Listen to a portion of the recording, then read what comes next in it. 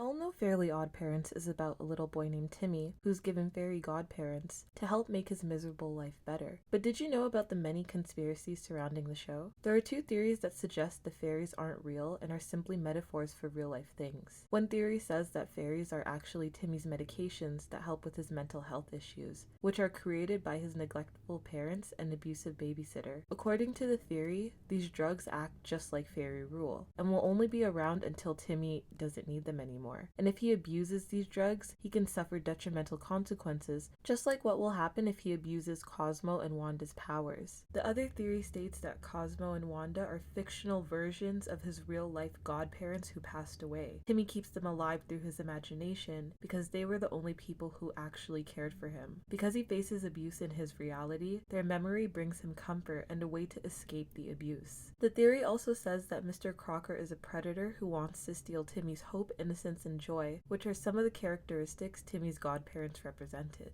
There's a very convoluted theory that explains how Timmy is actually Danny Phantom. He wished himself into becoming the ghostly teen so he wouldn't lose his fairies. Right before his 13th birthday, Timmy wished to become a whole other person entirely who has no memory of Cosmo and Wanda. Through this, Timmy became Danny Fenton. Another theory says that the real meaning of the show is to find healthy ways to maturely deal with your problems. It goes on to explain that every time Timmy makes a wish, he just makes his situation worse and his problems never truly go away. Maybe the whole meaning of the show is to show Timmy that he doesn't need fairies and can simply find solutions to his own problems without the use of magic. There are two cartoon conspiracies about Fairly Odd Parents that are a bit more canon. In one theory, it explains that Jorgen, who's the commander of all fairies, is using Timmy to keep Mr. Crocker insane so that his obsession can continue powering the big wand in fairy world. The theory goes on to explain that even though one of Timmy's main problems is Vicky, Jorgen has been manipulating